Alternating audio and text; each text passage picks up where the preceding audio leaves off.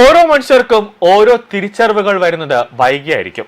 ഇവിടെ രാഷ്ട്രീയ നിരീക്ഷകരായിരുന്ന ജയശങ്കറിന് തിരിച്ചറിവ് ഉണ്ടായതും വൈകിയാണ്.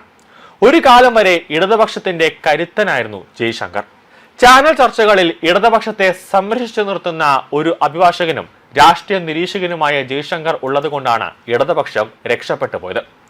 നിലവിൽ CPIയോട് ടാറ്റ ബൈ ബൈ പറഞ്ഞിരിക്കുകയാണ് ജയശങ്കർ. അതോടെ ആ ചുവന്ന കരങ്ങൾ അഴിഞ്ഞു വീണിരിക്കുകയാണ്.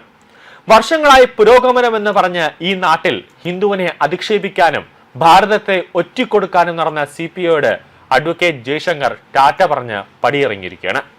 ഇനി ഇടതുപക്ഷം എന്ത് കാണിച്ചാലും, ഇനി ഇടതുപക്ഷത്തെ സന്ദർശിച്ചു നിർത്തുകയോ അവർക്ക് വേണ്ടി സ്തുതി പാടാനോ ജയശങ്കർ ഉണ്ടാകില്ല എന്നതാണ് ഏറ്റവും പ്രധാനം. കാരണം ഭാരതത്തിൽ താമസിച്ച് ഭാരതത്തിന്റെ അരിയാഹാരം കഴിച്ചുകൊണ്ട് ചൈനയ്ക്ക് വേണ്ടി സ്തുതി പാടുന്ന CPIയെ ജയശങ്കർ തള്ളിപ്പറയുകയാണ്.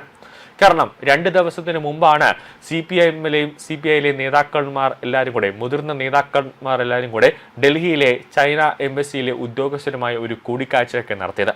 അതിനുശേഷമാണ് ജന്തർ മന്ദിറിൽ സമരം നടത്തുന്ന അഭിഷേക് ദീപ്കയ്ക്ക്, അതായത് പാറ്റ പാർട്ടിക്ക് ഒരു ഐക്യദാർഢ്യവുമായി അവർ എത്തിയത്.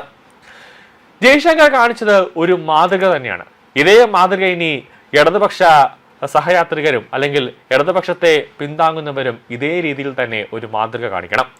ഈ നിയമസഭാ തെരഞ്ഞെടുപ്പ് സമയത്ത് തന്നെ ഇടതുപക്ഷത്തെ പിന്തുണയ്ക്കുന്നവരെല്ലാവരും കൂടെ തന്നെ ഇടതുപക്ഷത്ത് നിന്നും രാജിവെച്ച് BJPയിലേക്ക് അംഗത്വമെടുത്ത ഒരു സാഹചര്യവും നമ്മൾ കാണാതെ പോകരുത്.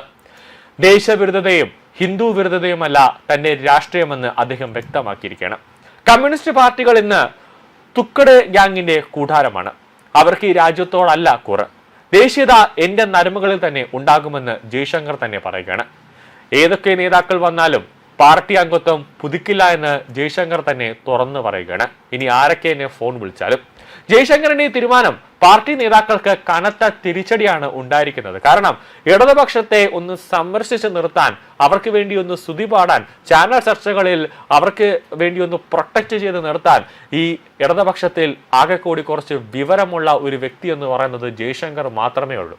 വേറെ ഒരു CPMലെ ഈ നേതാക്കന്മാരും വെറും മണ്ടന്മാരാണ് എന്ന കാര്യത്തിൽ ഒരു സംശയമില്ല.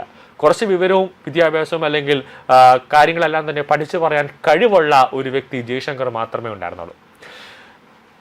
ഇടതുപക്ഷത്തെ ആകെ അവർക്കൊരു ധൈര്യം എന്ന് പറയുന്നത് ജയശങ്കറായിരുന്നു. ആ ഒരു ധൈര്യമാണ് ഇപ്പോൾ ഇടതുപക്ഷത്തിന് ചോർന്നു പോയിരിക്കുന്നത്.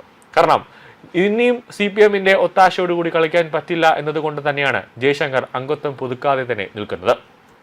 എന്നാൽ ജയശങ്കർ പാർട്ടി അംഗത്വം പുതുക്കാത്തത് എന്തുകൊണ്ടാണെന്ന് CPI എറണാകുളം ജില്ലാ നേതൃത്വത്തിന് അറിയില്ല. അംഗത്വം പുതുക്കാൻ പാർട്ടി ജയശങ്കറിനോട് ശക്തമായി ആവശ്യപ്പെടാനുള്ള സൂചനകളും ഉണ്ട് എന്നാണ് ലഭിക്കുന്ന വിവരങ്ങൾ.